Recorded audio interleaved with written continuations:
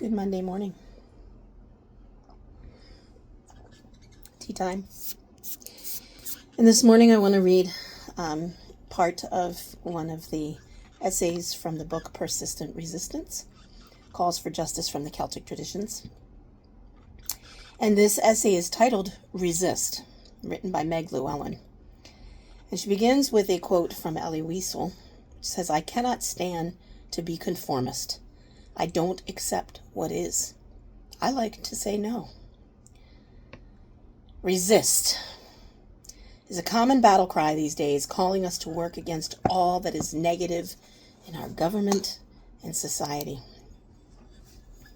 When I hear the word resistance, however, the first image that enters my mind is not protesters marching in Washington, D.C., or picketers with signs outside a corrupt corporation's doors. I don't think of an underground military faction fighting for independence either. No, when I imagine what resistance looks like, I think first of Jesus, multiplying loaves and fishes, turning water into wine, healing the sick and disabled, and walking on water. In each of these miracle stories, Jesus resisted this world's status quo. He refused to be bound by its rules. To resist, Merriam-Webster tells me, means to withstand the force or effect of something.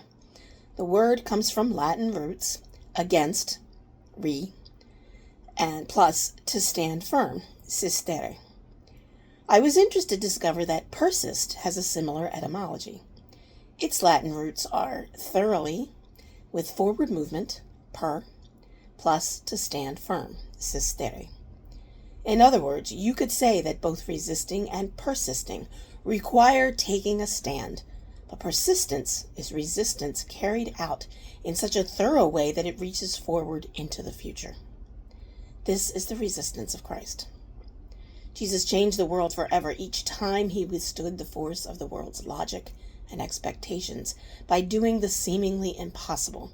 He proved that society, tradition, politics, and government need not have the final say. He said no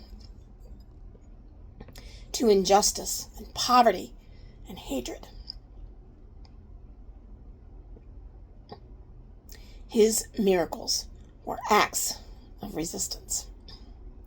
Personally, I believe the Gospel's accounts actually happened, but you don't have to consider the miracles of Christ to be literal truth to grasp the deeper truth that underlies them.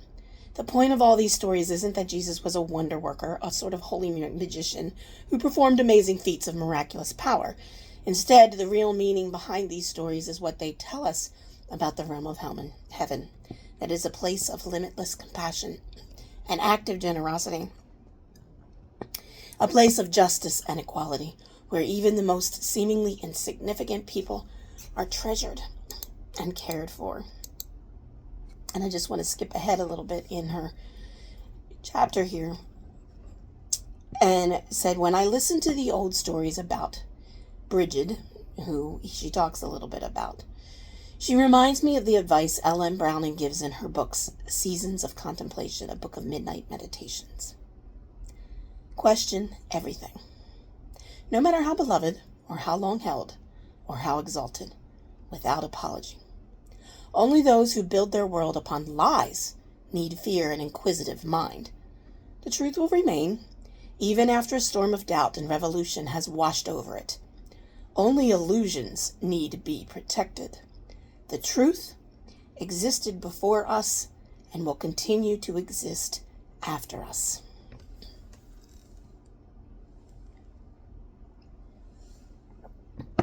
Have a blessed day.